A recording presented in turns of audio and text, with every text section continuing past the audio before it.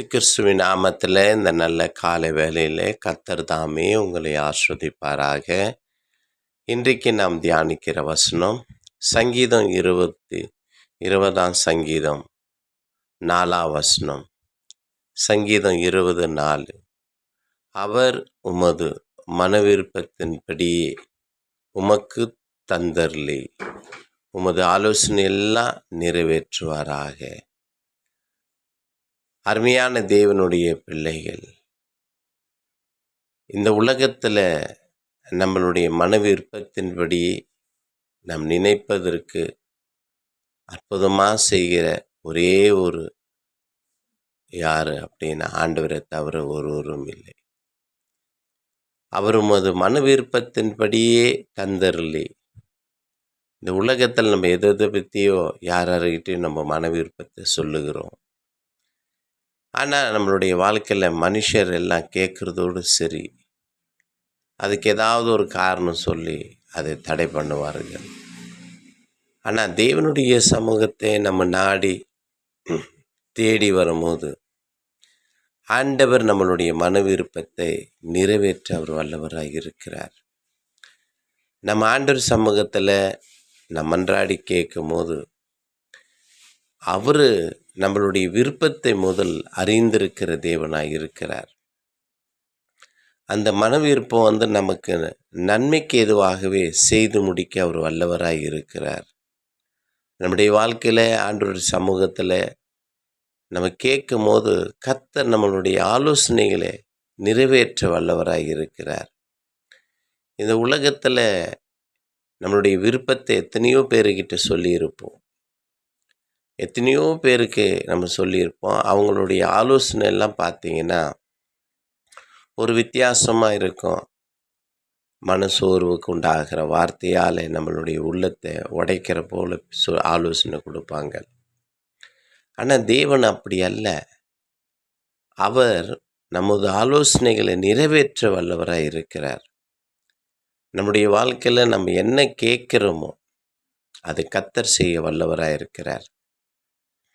ஒரு 30 ஆண்டுகளுக்கு முன்னாடி பார்க்கும்போது பார்த்தீங்கன்னா எனக்கு 2 கிட்னியும் செயலற்று போச்சு. டாக்டர் எல்லாமே உங்கள் வாழ்க்கை அவ்வளோதான், முடிஞ்சு போச்சு அப்படின்னு நினச்சாங்க. ஆனால் ஆண்டவருடைய சமூகத்தில் கண்ணீரோடு நான் ஜெபித்தேன். ஆண்டவரே, எனக்கு நீங்கள் ஜீவனை கொடுத்தீங்கன்னா உமக்கு நான் சாட்சியாக இருப்பேன்னு சொல்லி ஆண்டவர்கிட்ட ஒப்பு கொடுத்தேன். டாக்டருங்களுக்கு பெரிய அதிர்ச்சி, பெரிய ஷாக்.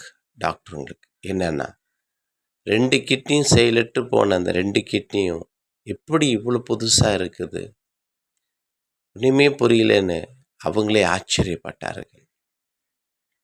நம்முடைய வாழ்க்கையில் நம்ம கடைசி நேரத்தில் தான் கடவுளை தேடுகிறோம், தேவனிடத்தில் வருகிறோம்.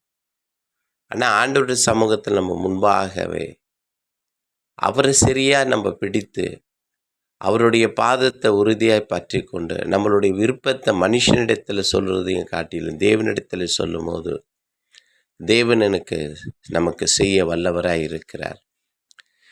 இப்போ பார்த்தீங்களா, என்னுடைய குரல் நீங்கள் கேட்குறீங்க. இது என்னுடைய குரல் சொந்த குரல் அல்ல. என்னுடைய குரல் வேறு. என்னுடைய தொண்டையில் ஒரு ஆப்ரேஷன் பண்ணணும். அது பண்ணால் ஒன்று கோமா ஸ்டேஜ் ஆகிடுவீங்க, இல்லை மென்டல் ஆகிடுவீங்க, இல்லை பேச்சு கட் ஆகிடும். அப்படி தான் டாக்டருங்க சொன்னாங்க. அப்போ 1% வேணாலும் வரலாம், அது கூட கேரண்டி இல்லைன்னு டாக்டர் சொன்னார். கண்ணீரோடு ஆண்டவர்கிட்ட ஜெபித்தேன். ஆண்டவரே, எனக்கு நீங்கள் இதை செய்ய முடியுமாப்பா? என் விருப்பத்தை நீங்கள் கண்டிப்பாக செய்வீங்க. எனக்கு ஆண்டவர் அற்புதம் செய்யுங்க அப்படின்னு ஆண்டவரை தரிசனமாக 2 பஞ்சு காமிச்சு அந்த பஞ்சியை எடுத்து என்னுடைய 2 காதில் ஒரு 15 ஆண்டுகளாக வைத்து நான் பேசுகிறேன்.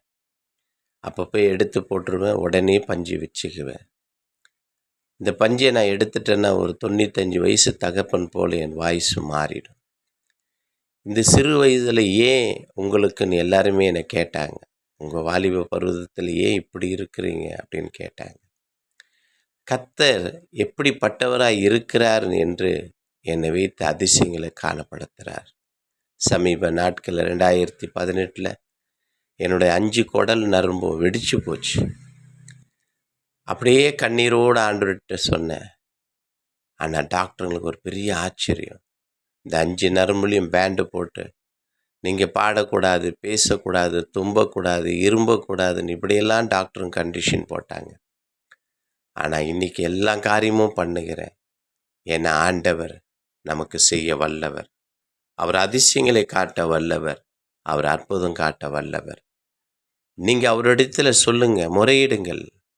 அவர் உறுதியாய் பிடிங்க. அவர் உங்கள் விருப்பத்தெல்லாம் நிறைவேற்ற வல்லவராய் இருக்கிறார். ஜெபம் செய்வோம். பரலோக தகப்பனே, இந்த நல்ல வேலையில் உமது பிள்ளைகளுடைய விருப்பங்களை கர்த்தர் நிறைவேற்றி ஒரு பெரிய அற்புதங்களை உடைய பிள்ளைங்களுக்கு நீங்கள் செய்யுங்கப்பா. உம்மால் எல்லாமே ஆகும் அப்பா. ஆண்டவருடைய கரத்தில் ஒப்பு கொடுத்து கேட்கிறேன் பரலோக பிதாவே. ஆமீன்.